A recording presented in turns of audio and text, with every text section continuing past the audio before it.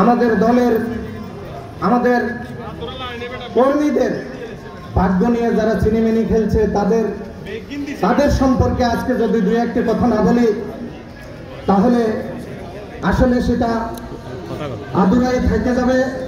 বন্ধুরা আমাদের ভাগ্যে জুটেছে তারপরে একজন এই চাকরির কৃতি সন্তান জনাব অ্যাডভোকেট মাহবুবুর রহমান। তিনি জাতীয় পার্টি থেকে এসেছেন। তিনি তার কিছু সাঙ্গপাঙ্গ নিয়ে সেই জাতীয় পার্টি এবং জাসদকে এই চাকরিলে প্রতিষ্ঠিত করেছে।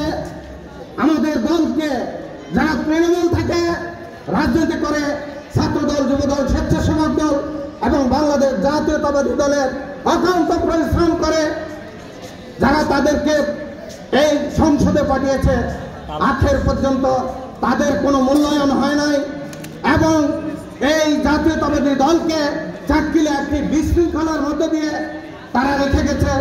আজকে আমি আমার নেতার কাছে একটি আহ্বান রাখবো, আপনি বাংলাদেশ জাতীয়তাবাদী দল তথা এই চাকরিলের এবং সোনাইমুড়ি বাংলাদেশ জাতীয়তাবাদী ছাত্রদল, যুবদল এবং স্বেচ্ছাসেবক দলের প্রতি দৃষ্টি আকর্ষণ করবেন এবং এমন একটি নেতৃত্ব তৈরি করবেন যেই নেতৃত্বের মধ্য দিয়ে আগামী দিনে প্রমাণিত হয় যে আগাছা, বরগাছা এবং শেওয়ারা যেন এই জাতীয়তাবাদী দলের পতাকা তলে না আসতে পারে।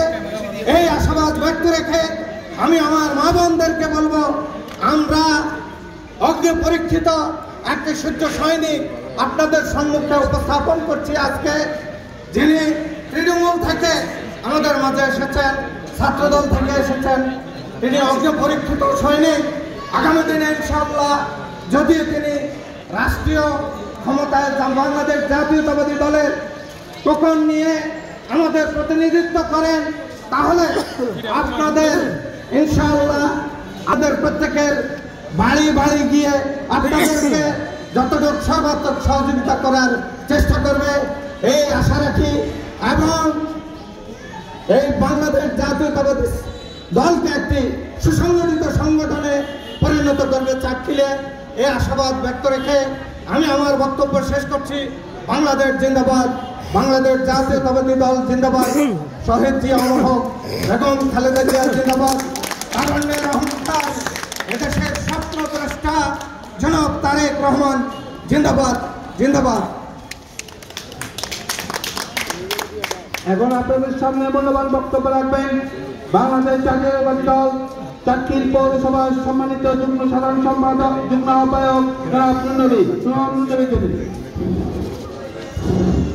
নবীনের বক্তব্যের পরে আমরা নামাজের বিরতি দিব। নামাজের পরে আমি দু এক কথা বলবো, তারপরেই আমরা আমাদের প্রোগ্রাম শেষ করব।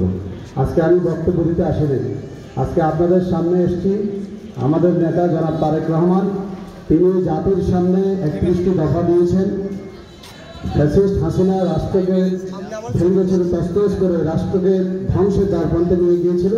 সেটাকে আমরা কীভাবে মেরামত করে আবার একটি আধুনিক রাষ্ট্র তৈরি করবো, সেটা নিয়ে আমাদের নেতা তারেক রহমান যে কর্মসূচি 31টি দফা দিয়েছেন সেটা নিয়ে দু এক কথা বলবো। নবীদের বক্তব্যের পরেই আমরা নামাজের বিরতি ঠিক 4:30 আমরা শুরু করবো। 10-15 মিনিটের মধ্যে ইনশাআল্লাহ আমরা আমাদের পরবর্তী 10-15 মিনিটের মধ্যে আমরা প্রোগ্রাম শেষ করবো। ঠিক আছে, আপনাদের ধন্যবাদ। বিসমিল্লাহির রহমানির রহিম।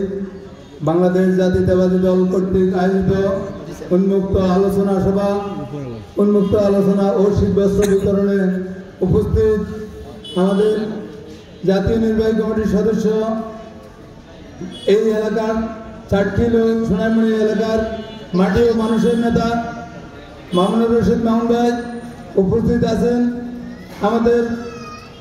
আমার সহযোদ্ধা জাহাঙ্গীর পাহাড়ের মালিক জাহাঙ্গীর ভাই আরও উপস্থিত আছেন। সাবেক ছাত্রনেতা বেলায়েত হোসেন বেলায়েত ভাই আরও উপস্থিত আছেন।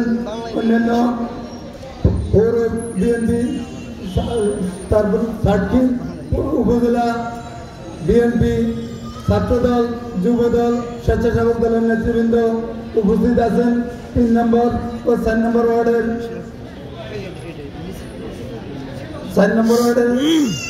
আমাদের সম্মানিত মা ও বোনেরা এবং ভাইরা, সবাইকে আমার অন্তরের অন্তঃস্থল থেকে রক্তিম সালাম ও শুভেচ্ছা।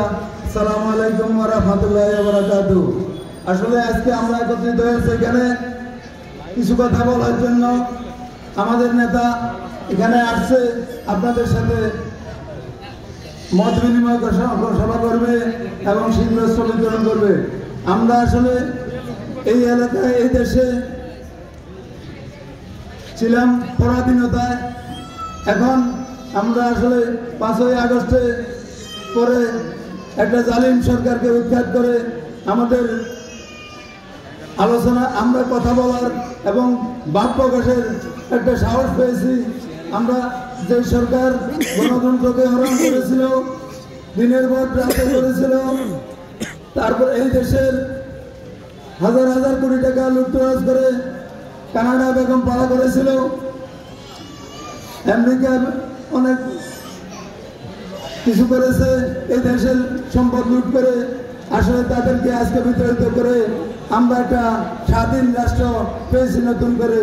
আমরা এখানে এই জন্য এসেছি কথা বলার জন্য, সবাই যেন সুন্দরভাবে আমরা আলোচনা করতে পারি এবং আমার নেতা মামুন রশিদ মামুন যদি নমিনেশন পায় আপনারা আপনাদের সঠিক রায় দিতে পারবেন, নিজের ইচ্ছে মতো এসে ধানের শীষে ভোট দিবেন, এই আশাবাদ ব্যক্ত করে আমি আমার সংক্ষিপ্ত বক্তব্য জানিয়ে শেষ করলাম। আসসালামু আলাইকুম ওয়া রাহমাতুল্লাহি ওয়া বারাকাতুহু।